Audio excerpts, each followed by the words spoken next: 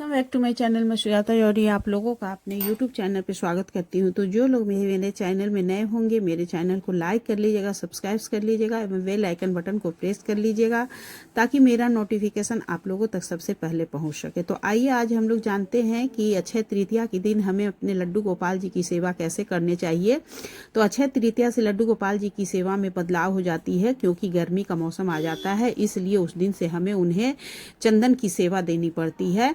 तो इस तरह से देखिए, अक्षय तृतीया के दिन हमें लड्डू गोपाल जी को अपने प्लेट में तुलसी दल डाल करके उन्हें शीतल जल से स्नान करवाना है। इस तरह से आप शंख में जल भर करके उन्हें स्नान कराइएगा, या तो फिर मिट्टी के पात्र से भी आप उन्हें स्नान करा सकती हैं। और गर्मी के दिन में लड्डू गोपाल के सामने हमें एक मिट्टी के पात्र में जल भी रख देना चाहिए, तो उन्हें स्नान करा लेना है ठंडे जल से। स्नान कराने के आज से लड्डू गोपाल जी ठंडे जल से स्नान करना शुरू कर देते हैं और आज से उनके शरीर में चंदन पोतना शुरू हो जाता है। तो इस तरह से उन्हें स्नान करा करके उसके बाद से हमें उनके पूरे शरीर में अच्छे से उन्हें पोंछ देना है, और पोंछने के बाद फिर हमें उनके शरीर में इत्र लगाना है।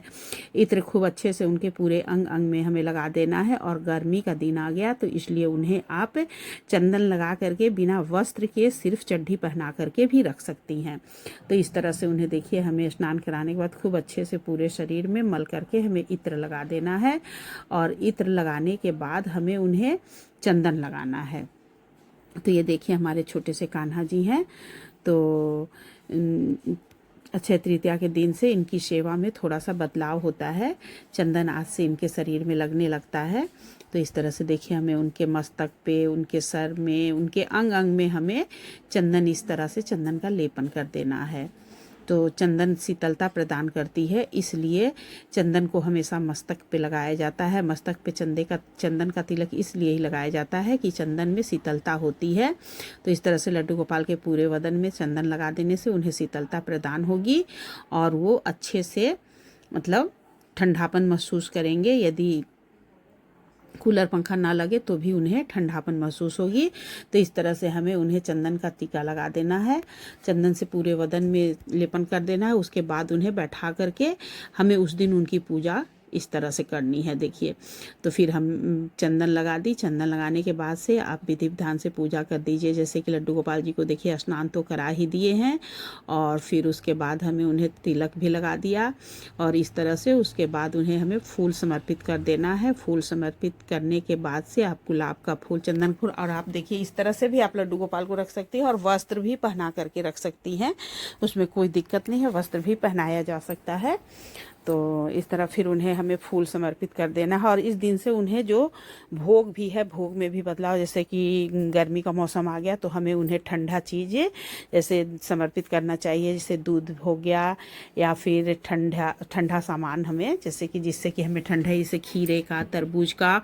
और इस दिन हमें उनके आगे भी आप चाहे तो एक कलश रख के भी, और नहीं तो फिर ऐसे भी फल समर्पित करिएगा। तो ठंडा फल जैसे कि खरबूज हो गया, तरबूज हो गया, ये सब चीज़ हमें उन्हें आज से खिलाना प्रारंभ कर देना चाहिए। तो इस तरह से देखिए, हमें उनके आगे भोग लगा देना है।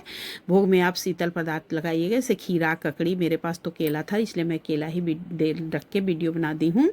तो आप उस दिन खरबूज जरूर चढ़ाइएगा, और एक मिट्टी के पात्र में जल रखिएगा कान्हा जी के पास, जो कि उनको ढक करके गर्मी में उनके लिए मिट्टी के पात्र में जल रख दीजिएगा। और फिर इस तरह से पूजा करके उसके बाद हमें उनकी आरती कर देनी है। फिर इस दिन हमें दान जरूर से करना चाहिए। तो इस दिन हमें मिट्टी का पात्र जरूर दान करना चाहिए दोस्तों। तो लड्डू गोपाल की सेवा हमें देखिए गर्मी में कैसे करनी चाहिए। ग्रीष्म ऋतु की शुरुआत हो जाती है, तो इसलिए लड्डू गोपाल को चंदन लगा करके उनकी सेवा करनी चाहिए। तो यदि आप लोगों को मेरा वीडियो अच्छा लगेगा तो मेरे वीडियो को लाइक, कमेंट एवं शेयर कर दीजिएगा। और इस दिन आप मिट्टी का पात्र, उसमें थोड़ा सा जल भर के, मीठा डाल करके जरूर किसी ब्राह्मण को दान कर दीजिएगा। इससे हमारे ठाकुर जी प्रसन्न होते हैं। तो मिट्टी का पात्र देखिए इस तरह से, उसमें थोड़ा सा आप कलावा बांध दीजिएगा, उसके बाद ही दान करिएगा।